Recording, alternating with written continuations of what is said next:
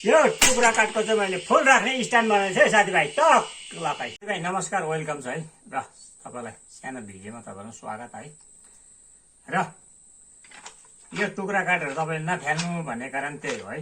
Bottle टुक्रा काठ काम लाग्छ। र अब यो टुक्रा काठलाई चाहिँ काटेर के बनिन्छ तपाईँहरूलाई म देखाउने चाहिँ बनाएर है, टडक्क बनाएर।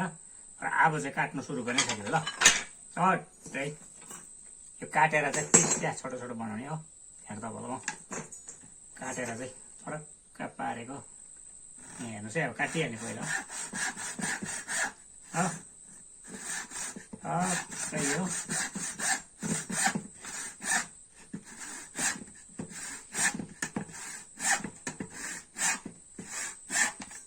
चट्टै मिलाएर काट्ने हो। अब यहाँ पनि ठिक्कै यसरी नापेर टक्कै काट्नु पर्ने हो साथीभाइ हो। ल साथीभाइ म कति पिस हुन्छ काटिसकेर तपाईँलाई टक्क देखाउँछ साथीभाइ। ल साथीभाइ तपाईँलाई मलाई काटिसकेर कति पिस हुन्छ काटिसकेर देखाउनु ल। काटिसकेँ साथीभाइ हो। ए टक्कै एउटै नापमा यसरी नापेर हो। टक्कै टक टक नापेर चाहिँ यतिमा नापेर चाहिँ काटेको छु बराबरी हो। र कति पिस हुँदो रहेछ यहाँनिर 8वटा पिस चाहिँ साथीभाइ हो। काटिसकेँ है, 8वटा पिस छ। र यसलाई चाहिँ अब कस्तो प्रकारले हुन्छ जोड्नु पर्ने हुन्छ साथी। यसरी क्या टक्क राख्ने साथीभाइ हो। र यसरी जोड्ने हो। यो यसरी जोड्ने हो साथीभाइ हो। टक्कै हो जोड्ने हो यसरी टक्कै यो जोड्ने साथीभाइ हो। यो मजाले मिलाएर चट्ट जोड्ने हो। अनि यो पनि जोड्ने साथीभाइ हो। चट्टै यो पनि यसरी जोड्ने साथीभाइ है। चट्ट मिलाएर जोड्ने हो। र तपाईँलाई यो अब जोडिसकेर यो दुइटै जोडिसकेर तपाईँलाई दिनु यसरी जोड्नुपर्छ। टक्क यहाँ काटेर हो कपेर जोड्नुपर्ने हुन्छ साथीभाइ। र तपाईँलाई जोडिसकेर देखाउने साथीभाइ। ल जोडेर चाहिँ तपाईँलाई 2 पिस बनाएर देखाउनु भयो नि। काटेर पनि जोडिसकेपछि 2टा भयो है। ए टक्कै हो साथीभाइ। र 2टा भयो। र यसलाई चाहिँ अब के गर्नुपर्छ भन्ने कुरो चाहिँ मैले भिडियो लामो हुन्छ नि। यहाँ काटिसकेको छु साथीभाइ हो। यहाँ काटिसकेको छु। अनि यहाँ पनि काटिसकेको छु साथीभाइ हो। र अब यो चाहिँ फेरि जोड्नु पर्ने हुन्छ साथीभाइ हो। यो कहाँ जोड्नुपर्छ भन्ने कुरो, कसरी जोड्नुपर्छ भन्ने कुरो चाहिँ तपाईँको चाहिँ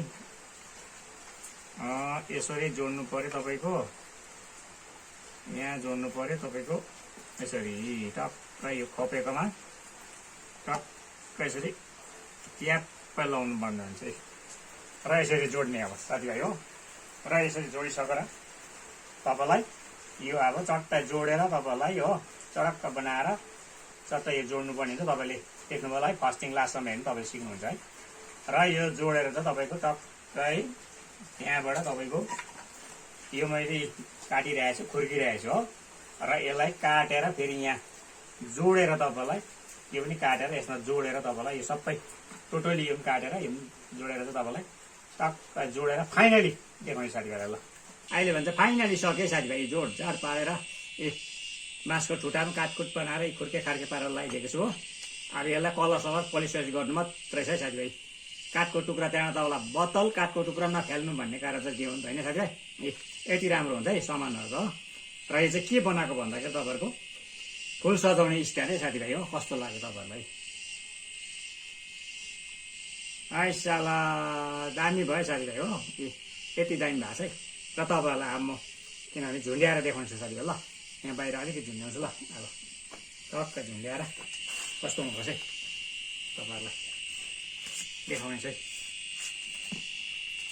यहाँ काँची बनाएको छु मैले कि टक्क झुन्ड्याएर देखाउँछु तपाईँलाई हो।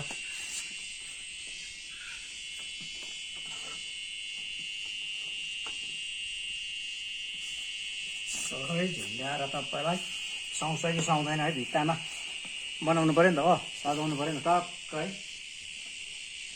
अब चाहिँ यहाँ हेर्नुहोस् है, भित्तामा झुन्ड्याएर सपोज टक्कै एउटा काँटी थोपिदियो चडक्क परेको दामी हो ज्ञान साथीभाइ हो। यति दामी बनाइदिएछ है साथीभाइ हो। फुल राख्ने स्ट्यान्ड टक्क सजाउने स्ट्यान्ड टक्कै हो। काठको हेरिहाल्नुहोस्, काठको यस्तो छ, यति दामी बनाइदिएको छ टुक्रा काठको हो।